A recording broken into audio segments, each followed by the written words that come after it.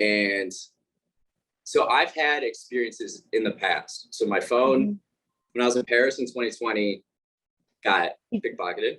You tell me. Okay. So then I had a problem solved with that.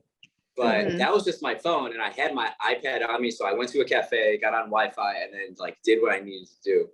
And then I also had my MacBook back at the hostel that I was at. So it was just a phone, and like it didn't really matter. Back in 2017, my same MacBook Pro that got stolen on Monday, this got stolen earlier in 2017. What? And so this is so this is why I was reluctant to contact the police, because just in my experience, like I don't know what everybody else has, and this is just when I needed help, when something of mine went missing, there was like an ineptitude that I was dealing with. And for when my MacBook was stolen, so this happened Memorial Day weekend, 2017. So I get back. I used to just keep my laptop just like right on my desk when I wasn't home. So I lived in this area where we had like a shared backyard, and there's this teenager who had a party, and then one of the people at the party broke into my apartment and then just like took it. And, you know, I would contact the police, and they said it's basically gone. And so I had to like figure out and do all the detective work. And luckily I was friends with like the little kids that like played in the backyard. And they told me some stuff. And so I like went on Facebook and I figured out all these things. And then I figured out who the person was that had it. I told the police. They sure enough went over there. They got the computer, and then it was wiped. And then I went to the police station in Wrigleyville, and I picked up that same computer in an evidence bag. So I got it back, and then in court, instead of pressing charges, it was like a 19-year-old kid, a white kid, and I was just like, this is so stupid. Like they recommended so they gave me like two options: either ruin this kid's life and press charges, or make him do like 80 hours of community service and give a formal apology, blah, blah, blah. I said, can we make it 100 hours of community service? And they're like, yeah, we'll see. We'll approach him, see what we can do. So then he apologized to me. He like couldn't even look me in the eye when he shook my hand. But that was just like, so then we finally contacted the police, and they show up, you know, not urgently. And then so we're telling them what happened and stuff. And again, this is just my experience, but like they seem more interested in paperwork than like people and like figuring this out. We have, you know, we're using like Find My iPhone to like locate this. And it's like, what are we doing here? Like, this is the information that we have. This is the data. Let's go. And it's like they're physically writing all this stuff down. It seems like there's like why can't technology and intelligence be implemented more in these cases and stuff? I don't understand that. So we have the location. They asked me if I want to accompany them and go on it, and I was like, yeah. And then I thought about it for a second, and I was like, actually, I would prefer not to, because Are you like bleeding still? Yeah, I'm bleeding in the back of my head. Okay, so I saw their guns, and then I look at the police officers' guns. They got bigger guns. I'm not dealing with that. You don't want to go on a drive by, like, good night, I'm out. So anyways, okay, so then after that happened, Dave Rothman, who's been on this podcast, I think he was like actually one of the last episodes, 242. He went to the hospital with me to check everybody's telling me I should go to the hospital. and to check if I have a concussion. It's like, fine. So we're in the emergency room. Let me figure out where to go with the story. So to sum up the story, because there's other points I want to hit here. Mm-hmm. So we're in the emergency room. We're in there for like from 1:30 to like 6:30 in the morning. Did a scan. There's no like internal bleeding. There's no fractures. Okay, so you were there till 6:30, and let me say to your viewers, I get a message at 4:00 in the morning that's like, we should reschedule. Like something came up. Meanwhile, I'm like, okay, that's fine. I don't care. It's at 4 a.m. But like in the middle of you like getting stitches, you're like, podcast. Like, must let her know. Like, to be fair, you have endless time in the emergency room. Yeah, this is like another thing I want to talk about. These emergency rooms, let's hope you don't actually have an emergency. Anyways, so they tell me, so then I got 3 staples in the back of my head. That hurt. That freaking hurt.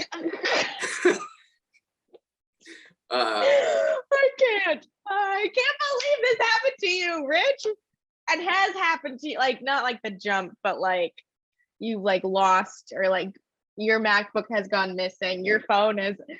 What are you putting out there? Okay, so to conclude this story in a way, so then I went to Dave's apartment on Halstead.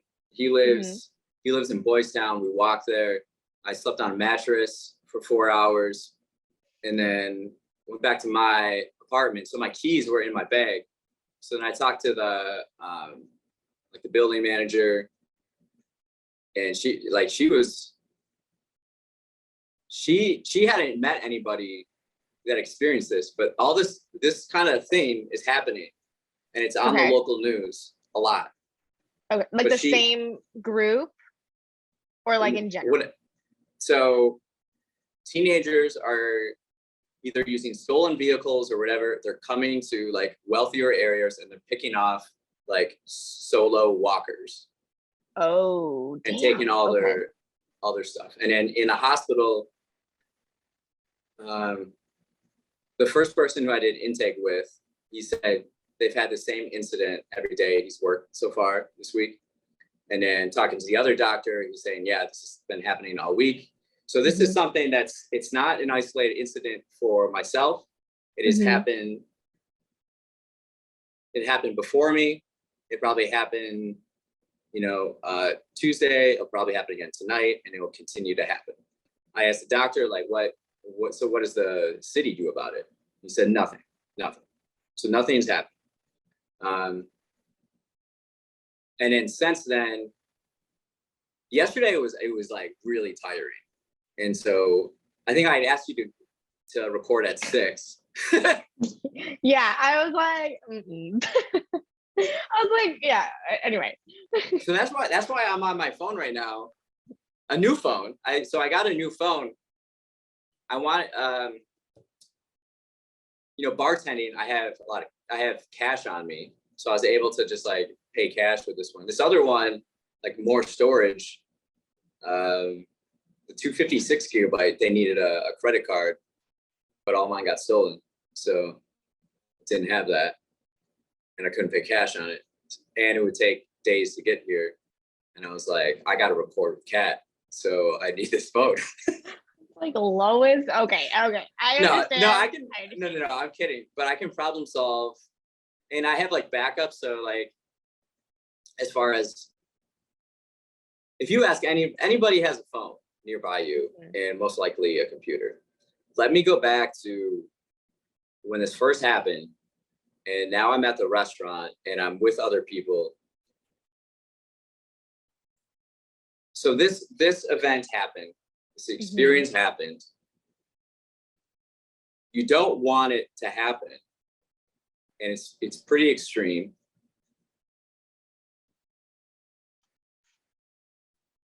And the thing I think about is, and I said this to Dave in the waiting room, like I felt loved in a way. We're like a stranger took me to where I need to go. Okay. And everybody around me was so helpful and caring and empathetic. And Dave was with me the entire time in the hospital. And like, he didn't have to. Yeah.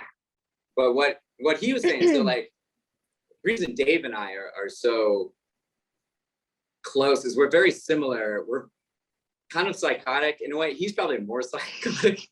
Like, he's like, don't worry,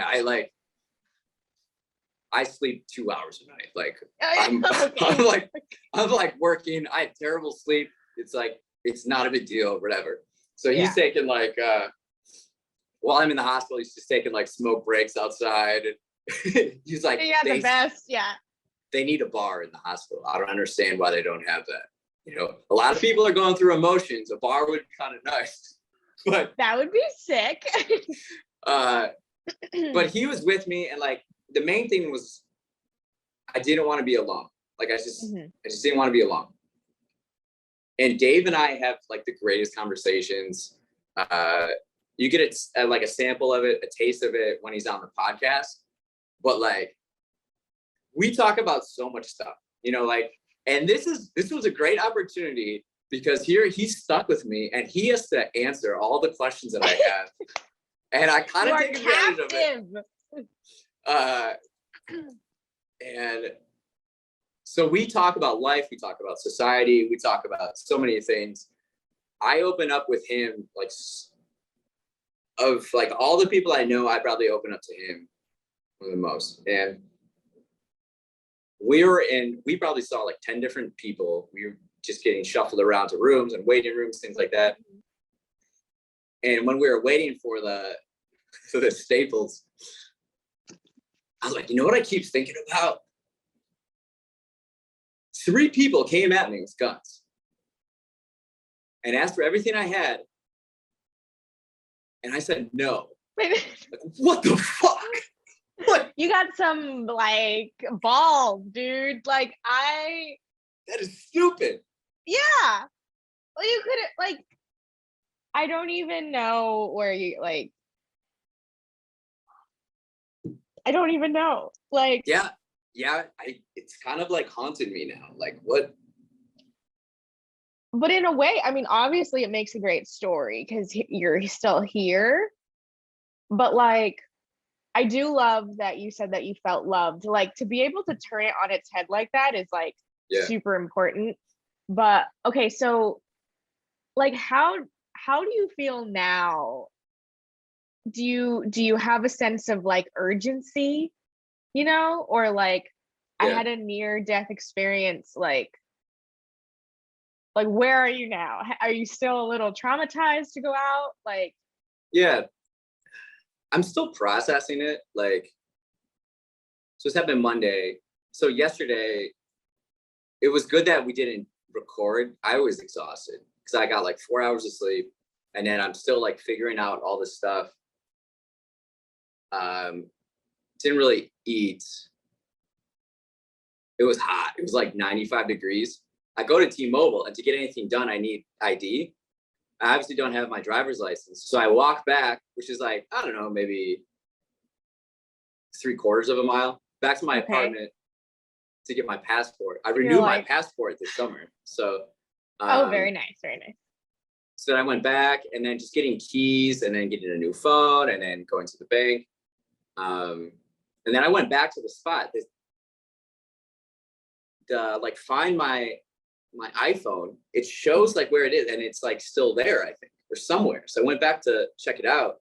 I'm curious if because I didn't give a passcode, it's useless. I wonder. I don't know. I don't know how that all works. Me neither. I slept. So my main thought was like, so then I left, before I went to the hospital, I left my hat at the restaurant. So I went back and got it yesterday. And Well, now it's your lucky hat. Now you like, it's like, you know. Potentially. And Yeah. so the reason why I wear a Yankees hat, I used to play for the Raven Yankees when I was in Pony League back in the day. Okay. Really good. We won a lot.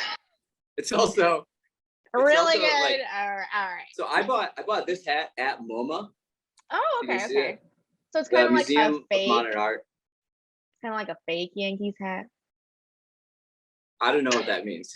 You got it at a museum. I don't no. I got it at Go MoMA. ahead. I got it in New York at MoMA. It's like, it's the most iconic hat in the world. So anyways, I went back for it. I got it. And then I was like, you need to rest. Like my brain, like cognitively, it's just like, it's not going to be working as like efficiently. So I rested. I slept from like 7:15 p.m. to like 10:05 this morning. And then I went and played basketball. What I do when I play basketball, what I find is that like highly effective people, they all have like a physical activity that they really just love and enjoy doing, and it lets their mind wander or it clears their mind. And mine has always been just like shooting hoops, like being on a basketball court and just shooting by myself. It's how I'm able to like process and problem solve and all that. And I got back today and then ate breakfast, and then now I'm talking to you. But so while we get to the restaurant and we're problem solving, everything of mine is gone. I tell my coworker, Hope, I'm like, do you have a computer? She lives upstairs. She's like, yeah. I'm like, I need it right now. So then she went upstairs, she got it. And then so I start doing stuff. But like it was a PC and not a MacBook. So I had this like learning curve of trying to figure stuff out. Why are you doing this the night of? I can't even imagine. I can't. So I'm like, so then another coworker of mine, Gabby, she went on the computer, and then I like led her through all this stuff. And so while all this is happening, the adrenaline is crazy. Yeah. It was thrilling. And so we're like problem solving, doing all the Apple stuff and the credit cards. And you're like trying to remember all the passwords to everything. Mm-hmm. But so then I like wrote things down.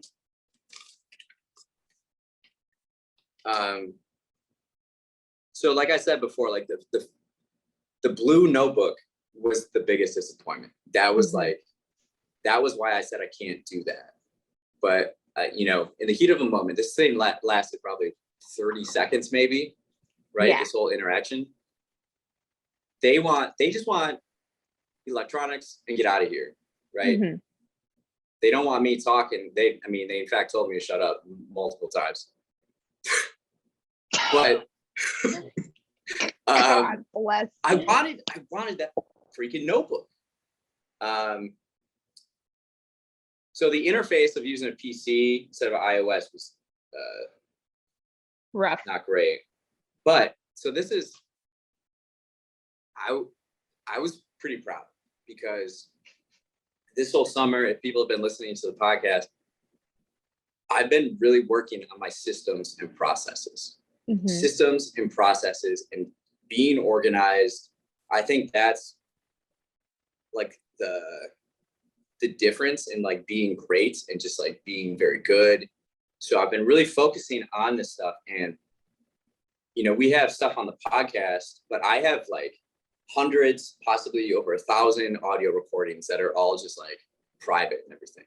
Mm-hmm. And then now I'm getting into video and doing video and like syncing them together and like uploading them to all these places. Mm-hmm. I had like everything backed up for like maybe like to Saturday, I want to say, or like Friday. Damn. These are a lot of freaking files. This takes a lot of time and like energy. So really, I only missed out on like a few things, including like I had an ideation session the night before that I didn't back up. And so this is what did I write here? Systems and processes, preparation. We passed for the most part, but we could get better.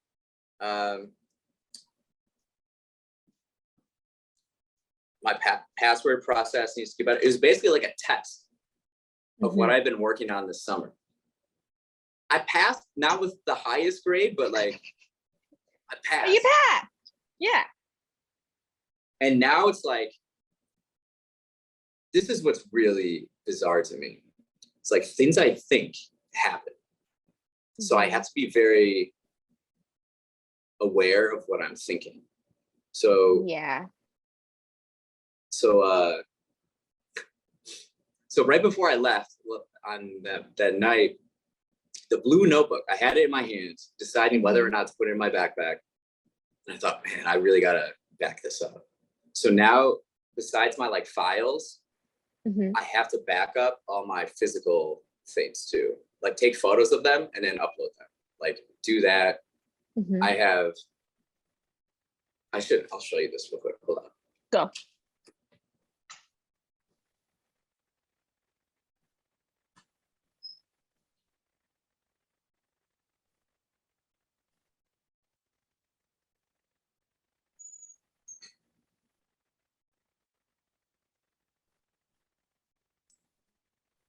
So like I have this morning routine I do, and so then I journal. And so these are my journals from the last like 2 years.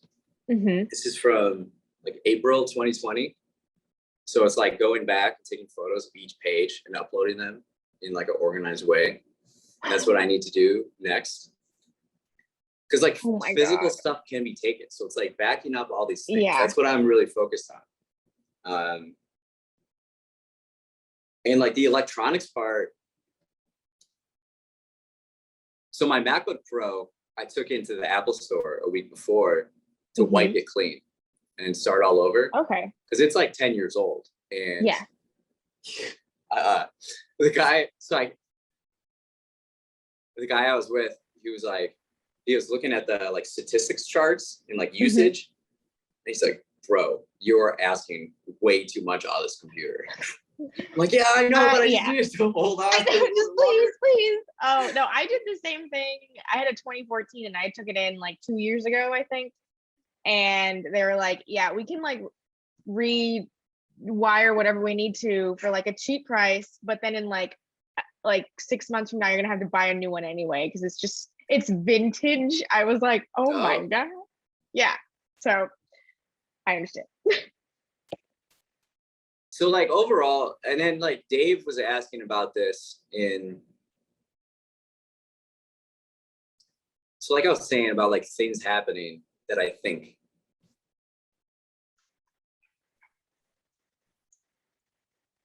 I basically, things like this happen because I live my life. And so like walking at 10:30 at night, like I've walked by myself hundreds, maybe thousands of times. You know, this happened. And I was thinking too, how like everybody, I don't know if you know this about me, but I've lived homeless in Chicago for 4 months. And I voluntarily lived homeless in Chicago for 4 months back in 2011. Oh, you lived, okay. So I lived in, I think I knew that. So that's what my first book was about. But like I've lived in homeless shelters. I've been on like in rough neighborhoods before. So like I'm not worried about walking around, you know, Lakeview or Wrigleyville or Lincoln Park or Uptown and anywhere really. And then like this happens. And I mean, I was telling Hope before this. So I played basketball the afternoon on Monday, and there's these two teenagers on the basketball court that I was like sharing the hoop with, and they were both wearing AirPods. And yeah, and I was like, how do you guys like those? yeah, they're really good and everything. I was like, how's the microphone? So now what I want to do, I'm trying to figure out ways where I don't have to do as much editing. Because with videos, like solo ones, you can do the camera, but then I'll have a separate audio. But if it's like linked and if it's like a distance, that would help out a lot. And then they're like, oh yeah, it looks cool too when you're playing. Like I used to play I used to go to the gym at the YMCA in Lakeview, and I remember this one day there's this pickup game going on with all teenagers. All of them were playing basketball with their AirPods in their ears. Interesting. Yeah. Interesting. Okay. So then like I got this idea of like that can solve one of my problems. So then I was talking to Hope before I left. I was saying, yeah, I'm thinking about AirPods. And I told her about the time my phone got stolen in France. I said, I think it's a liability. I think it's dangerous to have a cord, because by the time I was untangling it, someone just jacked my phone out of my pocket. And people can see you. People can see your cords. Yeah, and that you're plugged in. And this, I feel like if you're wearing a hat, like you can't tell I'm like not listening to the outside world, you know? Like I feel like I'm less susceptible because it looks like I'm still like paying attention. If that makes sense. That's like way out in the world. Like okay, so this is the craziest thing. Like, it's hard to explain. I have numerous like recordings and video. Just last Thursday, I did a video, which is a private video on this. Like, I'm so bored with life right now. Like, I've been so bored. It's been like a day and a half, Rich. No, not now. What I'm saying, okay, so life, I feel, I don't know, like I had a near-death experience back in 2018. It's been 4 years. And that's what can kind of catalyze me to like make improvements every single day. And by taking small steps, I think they'll add up. And I would just pursue my curiosity in everything and just constantly improving. And like, just like the compounding of like self-improvement is just like quantum level abilities now, where I can get something done in a day that would have taken me like 6 months to a year. And so like I'm able to, and the processes that I go through with my mind, I'm like really precise in the things that I do. So I don't waste a lot of time. It doesn't take me much time to do anything. And it's like, so I can get things done with like not a lot of time, but then I have all this excess time and just feeling so bored with it. And the things I had been doing typically, like they just don't interest me as much anymore. Interesting. And I don't feel inspired at all. And then this happens. And then like all this adrenaline, and Dave, we were talking in the waiting room, and he's like, is it like that experience with the 4 years ago with the tractor accident? So with that one, I go back and help on the farm every year in Wisconsin. And there's this time I'm on the tractor and I hear this loud pop. So I shift to neutral because I see a tree line up ahead. By the time I look up, there's flames already by the cab, and my stomach just drops. And you have that like fight or flight mentality. And it's like, yo, I have to jump. I open the cab door. There's flames already by the cab. So I know I'm going to get burned. I just jump. And then I wake up on the ground. And then like, I don't know, 10 to 30 seconds later, the glass of the cab just like melts. And it's like this turquoise hue. Oh my God. And then I called my dad because he was on the tractor in the field next to me. Told him the tractor's on fire. And he's like, oh, there's a fire extinguisher in the back. And I'm like, no. Like, I just jumped. It's on fire. So then he he's like, okay, I'll call the fire department. And so then once that happened, I like paced around in the field for like, just like, what's going on? But we got it taken care of. And this has a lot of parallels to that as far as life. It's like, okay, so everything is stolen from me. Mm-hmm. And like, it's like starting completely over. And like life now is different. And I'm not gonna be the same person as I was before. And like, it's like life is new again. Yeah. Do you think it's in a positive way or no?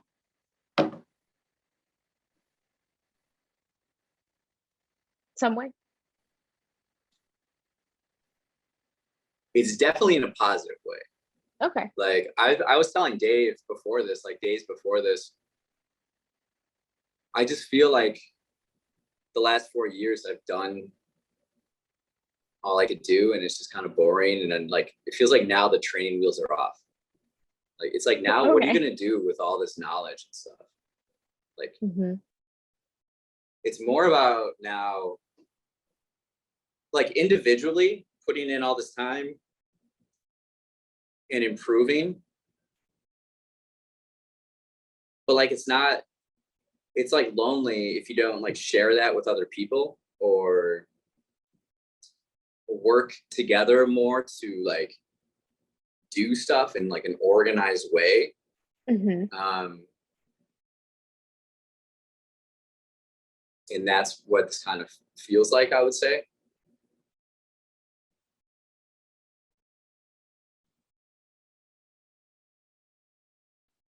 Like I'm very I mean, it's tough to tell right now because I'm processing. And the adrenaline during any experience like this is crazy. It is crazy. If you've ever experienced, you know what I'm talking about, but like, whoa. And you feel like you can do anything.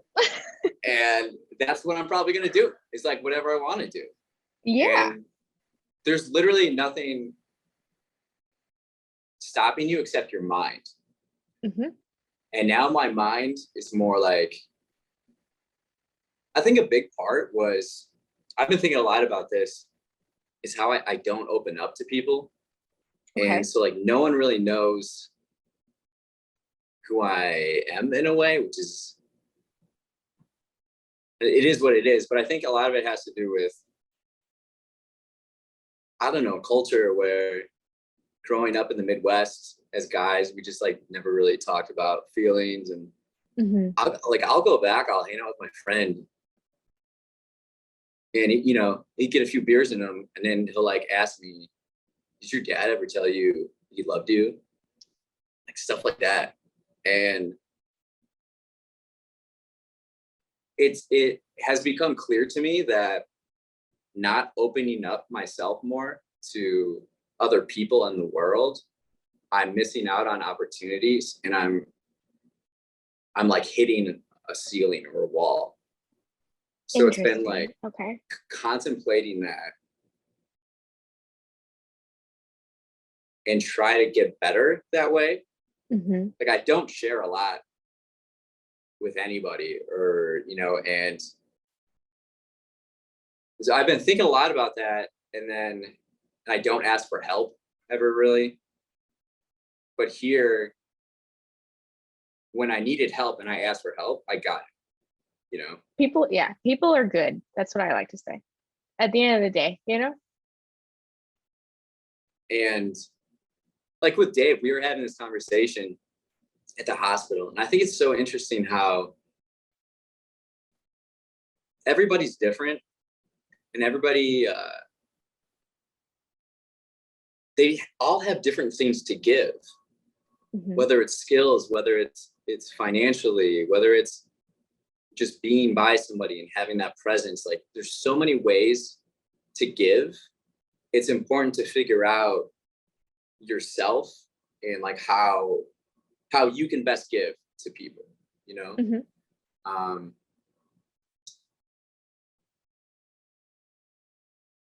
yeah, so I'm still processing it. Like I can handle this, but it's like this is happening on a regular basis. It's going to happen tonight. It's going to happen tomorrow night. This is happening in the city, and this is what I've noticed since COVID. It's like the city is becoming a little bit more dangerous, and it's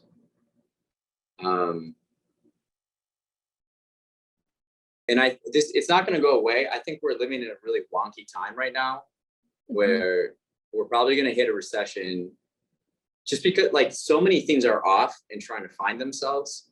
Yeah. That like the information revolution is now like COVID really like triggered it, and there's just all these dominoes that are happening.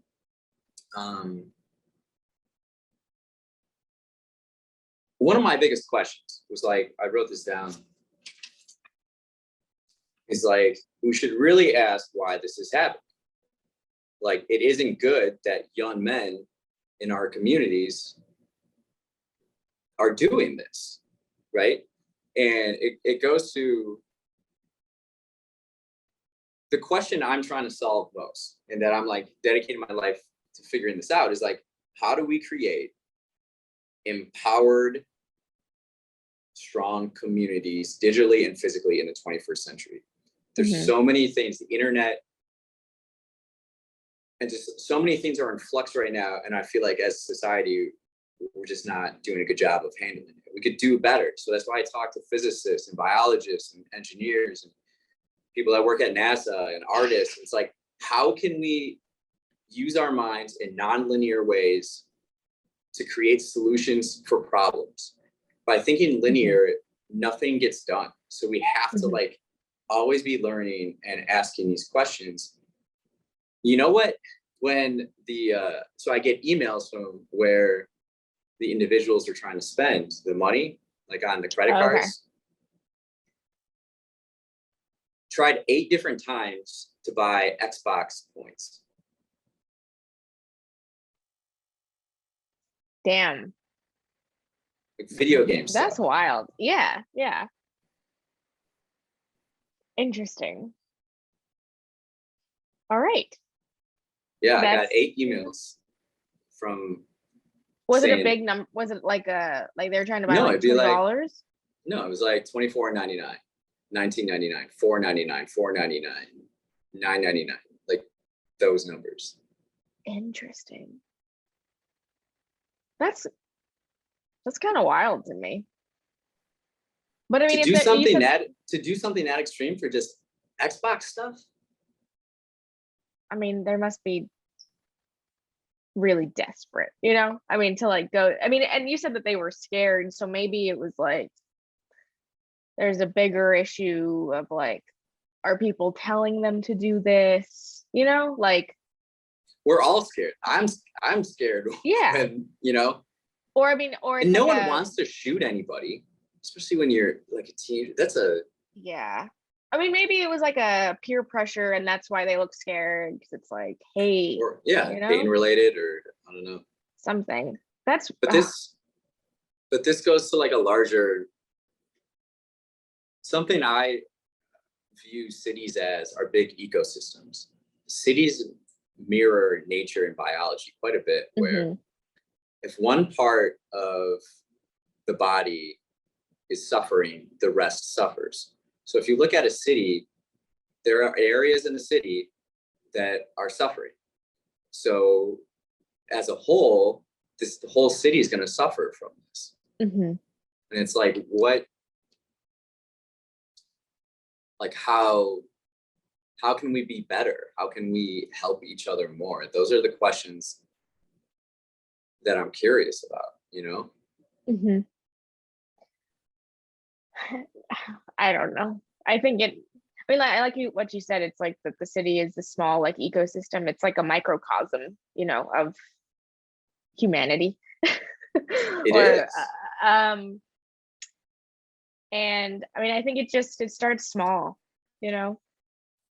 I mean, it has to, right? small acts. Yeah. So like but- one of my heroes is Jane Jacobs. Have you ever heard of her? No, I have not. So she was this urban activist in the 1960s in Greenwich Village, New York. Okay. Yes. So like her whole thing is to know what a neighborhood wants. You gotta talk to people. You gotta like everything is impacting the overall neighborhood and community, between the sidewalks, the cracks in the sidewalks, the signs, the way things are laid out. There's like a lot of times decisions are made from like top down, telling neighborhoods what they should do, but as communities, you have to work together and figure out who you are, what you want, and then stand strong that way. From like the ground up, grassroots, it's like, that's how you build strong communities. It's by like interacting with people, talking to people. Yeah, and so like I train my mind where like everything matters and every interaction I have with other people matters. So it's like there's all this interconnectedness.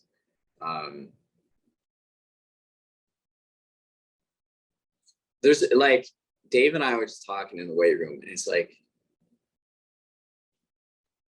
we could do so much better in like everything. And it feels like there's always this complacency with everything, and like no accountability. And we're looking around the waiting room and it is hideous. It is ugly. Like, why aren't these rooms designed better? Like, oh my gosh. Yeah. Just these brown walls. The only thing that's on these walls is all the paperwork with liability and stuff like that. Can you put just like a painting or a photo in one of these rooms? And like some flowers. No, there were no plants in the whole room. And just but it then was you get so into poorly like, designed. Yeah. Then you get into like toxicity. It's like if a kid eats one of the leaves, and then it's just like a whole other thing. More liability posters, and so I'm sure they're like as plain as possible, so there's not even like not more of a chance for people to like hurt themselves. I don't know, but I understand where you're coming from. It's like okay, if we live in, now I'm starting to go on some tangents, but like if we live in the richest country in the world, why are our systems and processes so inefficient with hospitals and government and police and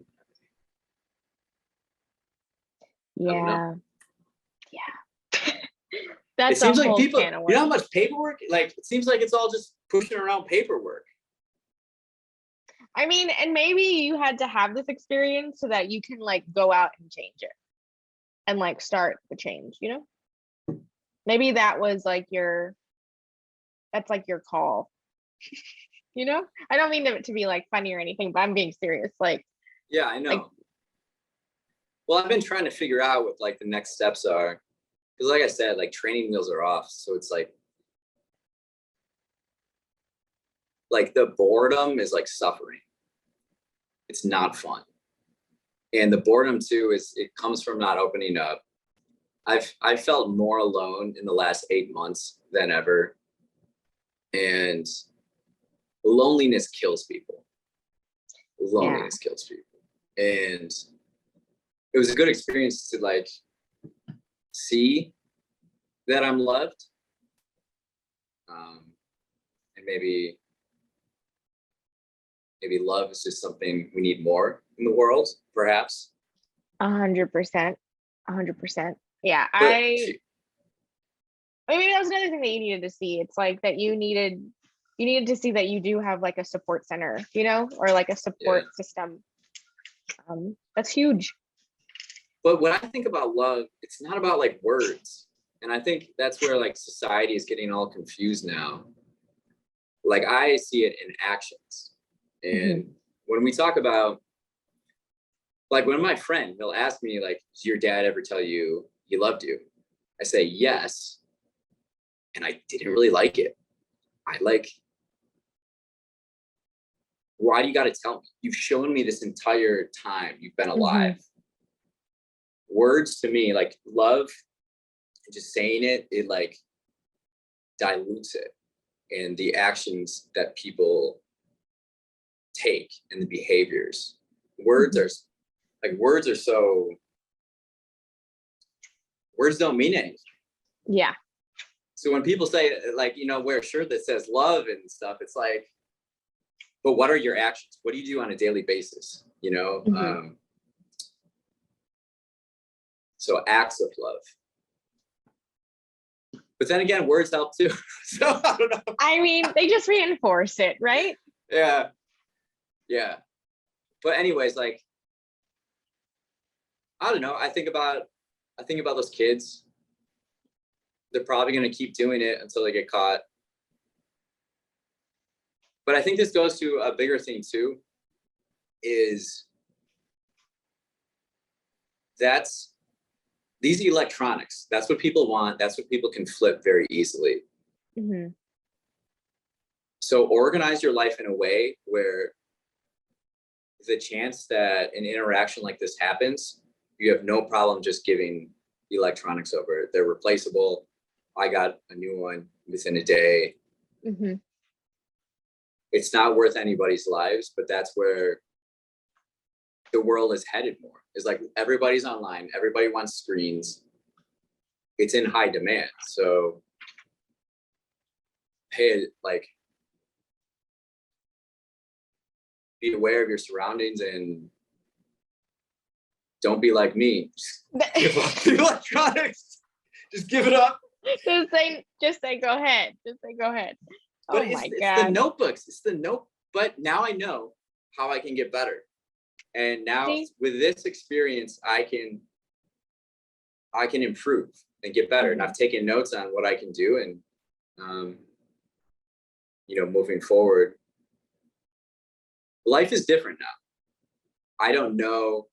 I do notice myself, like I was walking around, going to the basketball court, and I certainly noticed when like cars would pull up closer to me, I got a little nervous.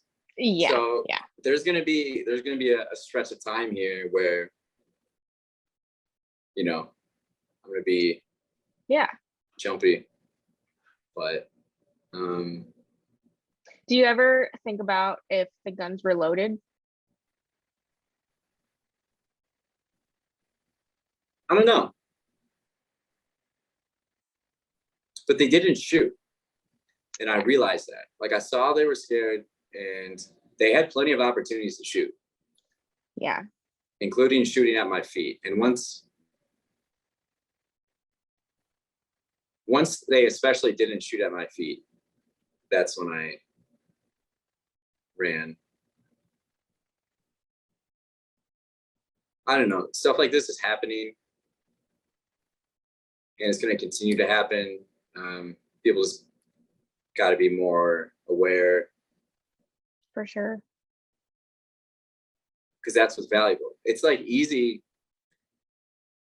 It's quick money to just go up to like a wealthy neighborhood, just like take valuables from people and just flip them, turn them around. I don't know, but I'm more interested with this event in like how do we create a better city overall where people don't have to do this and they don't feel they have to do this or don't have to want things that bad like video games or material possessions where they have to take actions like this and hopefully like serve as better role models for people and guide them in positive directions.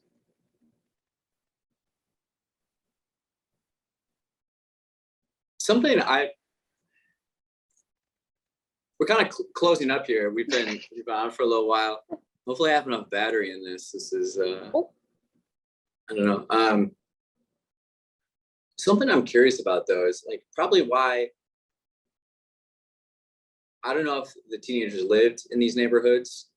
Mm-hmm. I'm doubting it, but like if neighborhoods had more money, as far as I see on the red line ads for-profit universities promoting diplomas in things like business administration, criminal justice,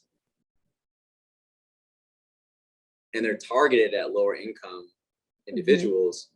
Yet when I talk to, Sarah Amoiki in Lagos, Nigeria, all the youth in Nigeria are learning coding and tech skills. Why in America aren't we teaching coding and tech skills in low income areas where they pay very well and they're in very high demand? Like, why are we not connecting the dots here? Yeah, that's a really good question. Like, don't you think if more of these communities develop these skills, they could be self-empowered and basically like strengthen their community if there's no other ways of generating income and revenue in their own communities, that they have to go to other communities and steal from other people? You know what I mean? Like, I don't know. I mean, I guess like from my experience teaching, it was like I was in a very low income community and I was teaching math. So it was like of STEM. And it was just like,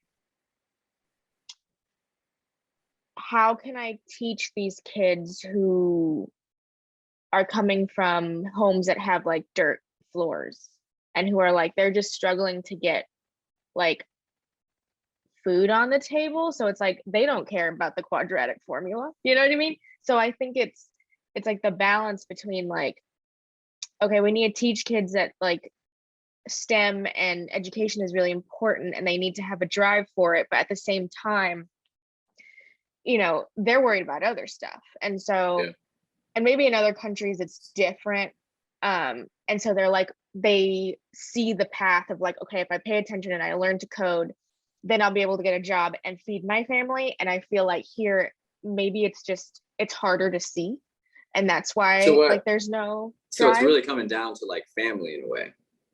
I think so, yeah. Stronger families. Yeah. And asking the question, what creates strong families? Yeah. I don't know.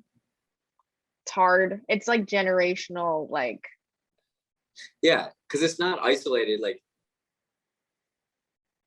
that's what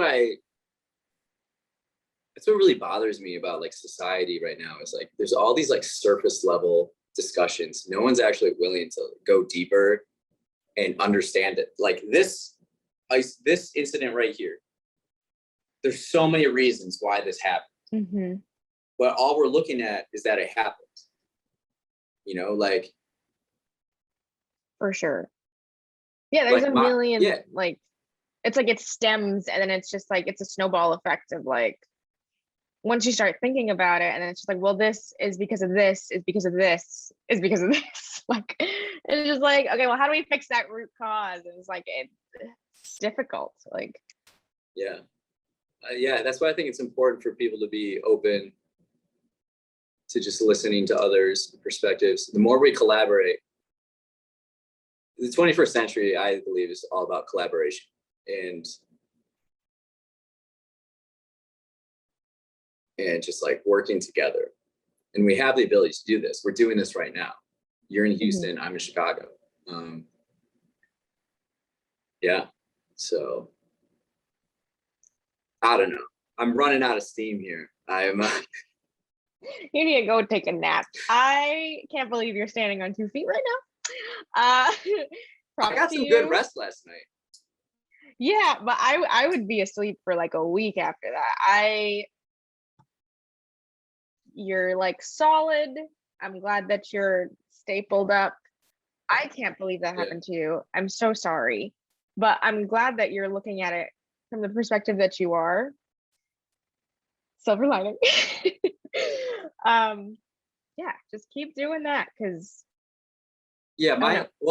when the tractor accident happened, I got on the tractor the next day, a different tractor, but I got a tractor the next day. You just gotta keep moving forward. I wasn't gonna, I told Dave, I'm like, I don't want to postpone this with Kat. Like I'll be ready to go. And, oh my God. I'm working tonight at the restaurant. Like, I don't know, you just got to keep going. And like, I'm processing it, but this isn't like the way I'm looking at it too is this isn't all about me. This is a pattern that's happening in the city. And I'm just like one of the statistics or incidents, you know? So that's, I'm just moving forward. So good for you, dude. Yeah, that's props to you, because I feel like a lot of people, most of the population would be like in shambles right now. So you look good. See, but I've been working on this. I work on this stuff, you know. So yeah, that, I know, like, but mentally, still, I can, like, yeah. it's different. That's having a near-death experience, and like you're like, yeah, I slept, I'm good. Like, that's amazing, and you should be proud of yourself for that. Seriously, like, that's a lot. But I've learned too, if 3 people come at you with guns, don't say no. Just hand the stuff over. I mean, was it a bad lesson though? Because you said no and you're still here. So yeah, make sure you back up all your stuff. I want to say this too. Digital file organization is going to be so important in the 21st century.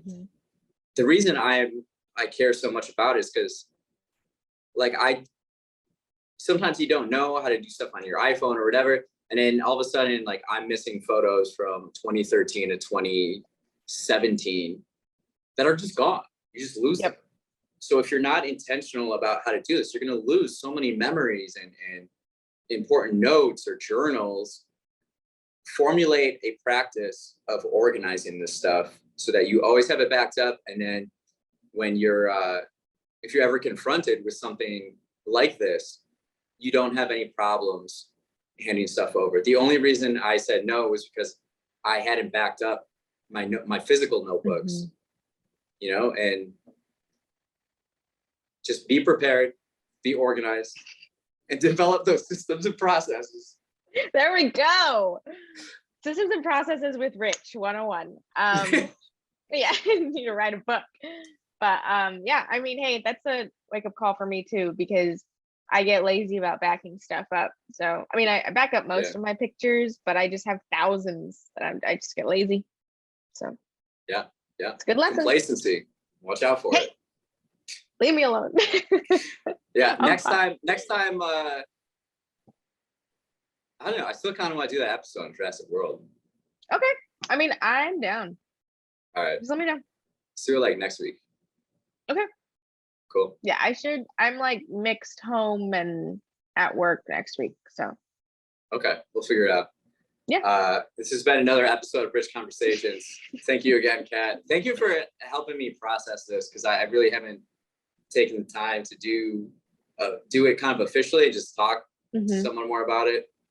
Dave and I, I love Dave, for the record. He is such a phenomenal person. And we're like talking in the waiting room. This was so nice because I just pick his brain all the time. And he's always reading, he's always writing, he's a historian. And I was like, yeah, I was watching this video on YouTube about the greatest emperors of all time, and they had Ramses II as #1. And then so you're telling me, and we're talking about like Augustus Caesar while we're just like waiting. While you're bleeding out, like yeah. That you need to write this, like, I'm sure you won't forget it because traumatizing, but you need to like write down the specific detail, like that is hilarious. Like, you need to keep these like details written down. See, what you don't understand and what people don't understand is I'm already ahead. We've recorded all of it. Did you do it in the emergency room? Yeah. So so when this is happening, I told people around, I'm like, you bring up your voice memos, record. So we recorded, we have a number of recordings, and then in the waiting room, while Dave and I. Oh.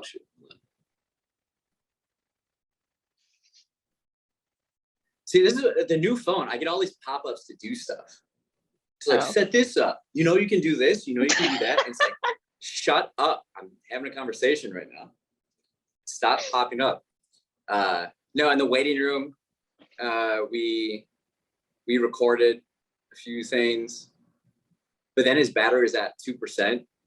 And then I sent a text message to a family member of mine. And then I also messaged you just to get those in. If we kept doing the voice memos, then he would run out of battery. So there were two moments, and probably the most important conversations in the waiting room for the Staples, because I had to first wait for someone to come in and clear it out. And they use this like iodine and they like freeze it or like a little sticky. They asked me the last time I got a tetanus shot was.